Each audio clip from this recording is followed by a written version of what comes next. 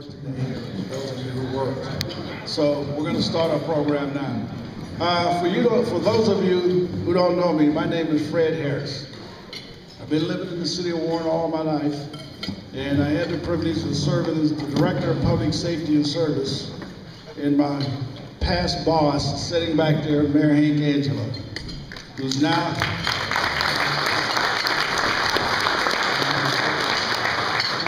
the city administrator of Bedford. I didn't know Hank was going to be here today, Jimmy. When he come in, he kind of surprised me, and I said, Hank, they wanted me to say a couple words, and he said, See, because I always used to say, Hank, let me talk this time, and Hank would say, that's okay, Fred, I'll handle this, you know. The reason why they asked me to say a couple words, the last couple of days I've been very angry. You know, and I told Jimmy, and I'd come into headquarters, and fire was coming out of my nose. You know, I was hot. And one of the reasons why, my son Derek, he works out the wastewater, and he's worked out there for 23 years. And I kind of get a pulse of what's going on in the city politically, and I asked Derek, what's the word out the wastewater? What are the guys saying about this election? And he said, Dad, you guys' message is really not getting on. I said, what are you talking about? He says, well, I've been arguing with the people out there because there's two things that they're saying. Number one, they're saying that Jimmy Graham is overstating things, that the city is not as broke as he's saying it is. And number two, his opponent, the safety service directors, they're saying he's a nice guy. He doesn't bother us. You know, we kind of operate on our own. We do what we want to do. So we don't want anybody bothering us out there. That's what they're telling him. So I thought about that, and I got angry. And I came down to the campaign headquarters, and thanks to Dan Kraus, former councilman at large sitting there, he had put together this piece of literature here that you have at your table that Megan passed out. And I looked at this, and it dawned on me, you know, and I used to tell Hank this all the time when he was mayor. Hank, everybody doesn't study this stuff like we do. They don't understand the budget. They don't understand how government works. But you know, this is an excellent snapshot because the budget's about 5-6 inches thick. This is just a snapshot right here of our position in the city. Very easy to read. Now, if you look at this, in 2004, very simple. Revenue, we took in $27 million through taxes and different fees that the city collects. $27 million, simple. We spent $28 million. Any high school kid can tell you, if you're operating your house with $5,000 a month and you spend $6,000 a month, you're operating in the red. Sooner or later, you're gonna run out of money. It's only common sense tells you that. This administration, out of the last 7.5 years, they operated this city in the red 6 years out of 7.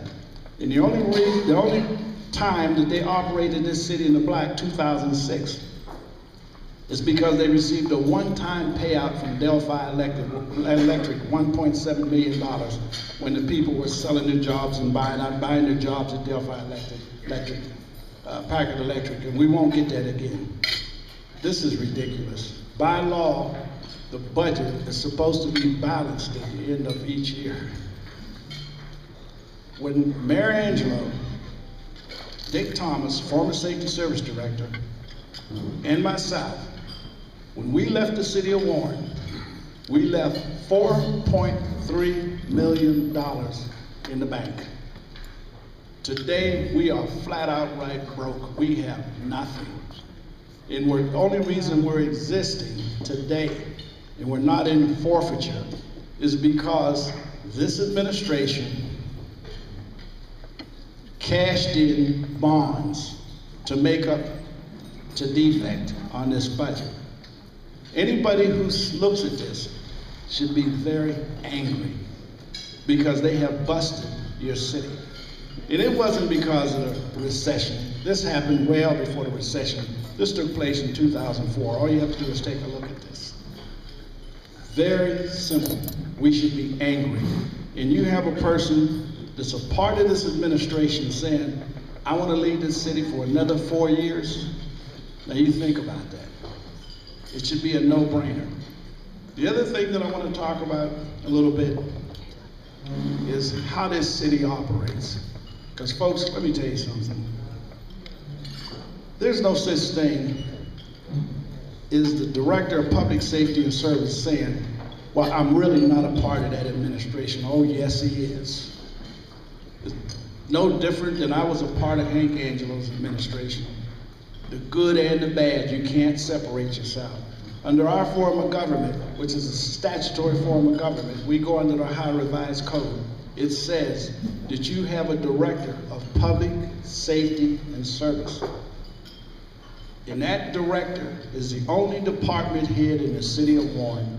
All those other people work for the Director of Public and Safety and Service. So everything that takes place in the city, the Safety Service Director is directly responsible for it. So you can't say, well, the mayor said that. That wasn't me. Because when you speak for the mayor. So you can't separate yourself. You can't say I'm going to run for mayor and all the bad things that happened in this deficit, well, I wasn't responsible for that. Oh, yes, you was. The other thing is, we talk about what does the city need? And Jim Graham's opponent says, well, I have experience. I have 8 years of experience with running the city. Well, you know what? I got news for you. And some of you politicians in the audience may not like this too well. But the city doesn't need a politician right now. It needs a leader. The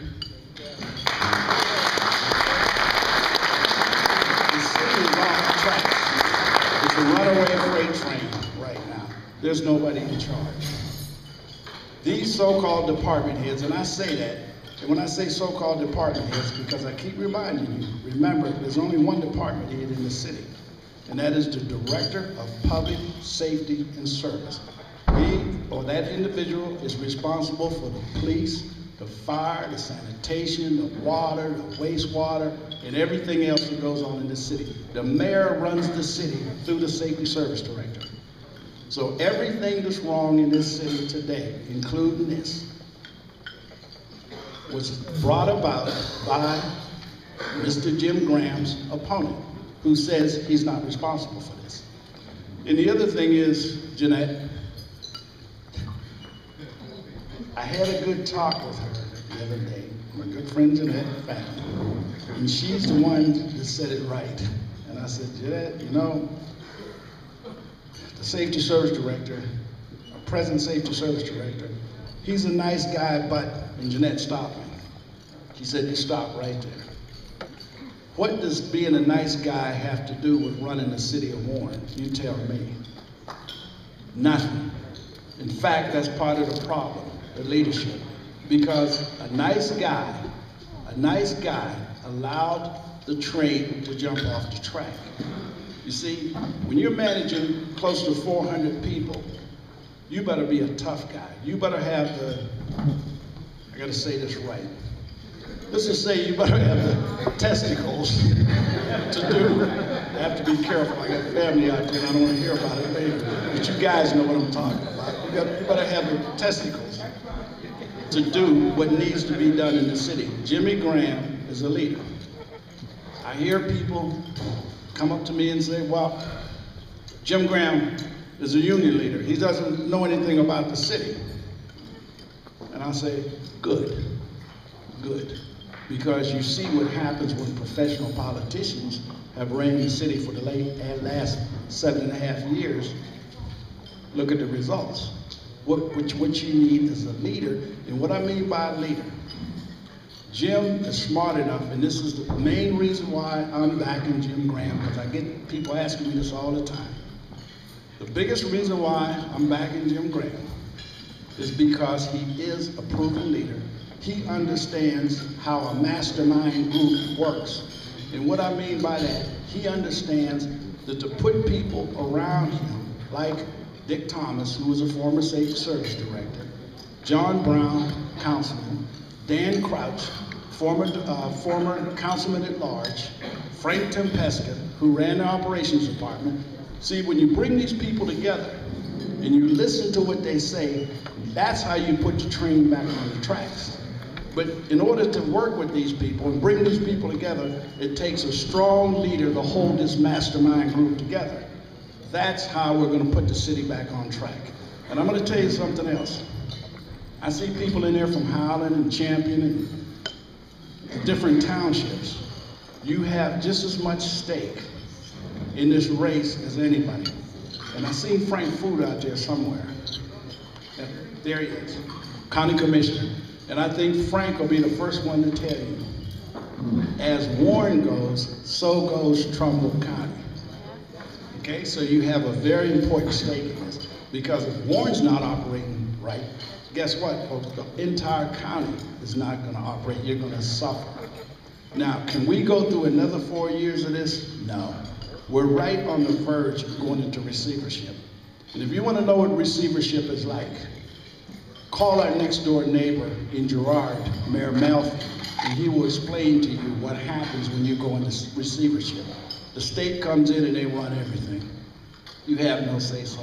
And they will strip this city down to the bone. So I'm going to leave you with this because we want to make it short. We need people to help Jimmy Graham become mayor. We have to have, unfortunately, we have to have money. It takes money. We have to raise a great deal of money.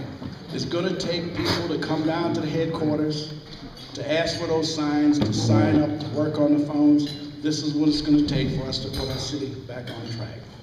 Now, I said I wouldn't stay too long, Jimmy, because you got to the other speakers, but I think we all got the point.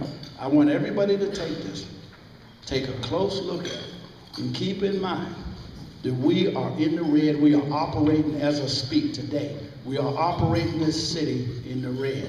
And sooner or later, we're going to go under. And it's ridiculous to even think to put one of the people that's in the administration now, to put them in office. So I'm going to leave it with that, and I'm going to introduce my good friends and former councilman at large, Dan Crouch. You want to come on up, Dan?